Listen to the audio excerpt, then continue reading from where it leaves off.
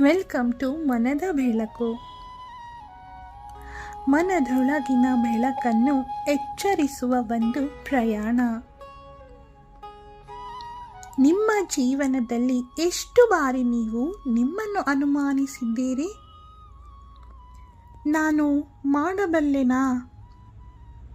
ಅಯ್ಯೋ, ನನಗೆ ಆಗುತ್ತದೆಯೇ?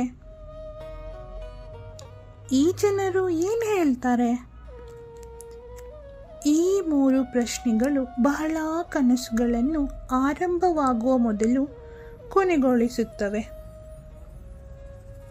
ಹಾಗಾದರೆ ಸೆಲ್ಫ್ ಕಾನ್ಫಿಡೆನ್ಸ್ ಅಂದರೆ? ನಿಮಗೆ ಎಲ್ಲವನ್ನು ಗೊತ್ತಿದೆ ಅರ್ಥ ಅಲ್ಲ.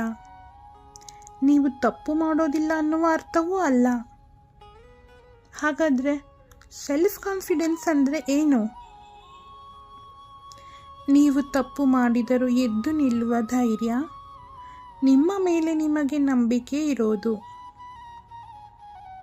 ಬಾಲ್ಯದಲ್ಲಿ ನಾವು ಫೇರ್ಲೆಸ್ ಆಗಿರ್ತೀವಿ, ಬಿದ್ದರೂ ಮತ್ತೆ ಎದ್ದು ನಿಂತ್ಕೊಳ್ತೀವಿ. ಆದರೆ ದೊಡ್ಡವರಾದ್ಮೇಲೆ ಭಯ ಹೆಚ್ಚಾಗುತ್ತೆ.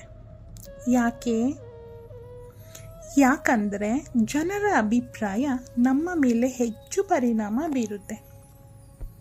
ಒಬ್ಬರು ಹೇಳ್ತಾರೆ, ನಿನ್ನಿಂದ ಆಗೋದಿಲ್ಲ. ಹಾಗೆ ಹೇಳಿದ್ರೆ ನಾವು ನಮ್ಮನ್ನೇ ಅನುಮಾನಿಸ್ತೇವೆ. ಇದು ಒಂದು ಸತ್ಯ ನೆನ್ಪಿಡಿ.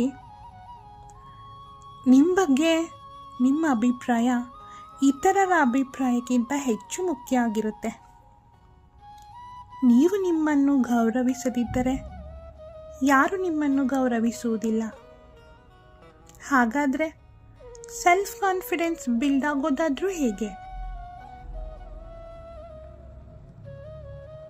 ನಿಮ್ಮ ಮಾತಿಗೆ ನೀವೇ ನಿಂತುಕೊಳ್ಳಿ.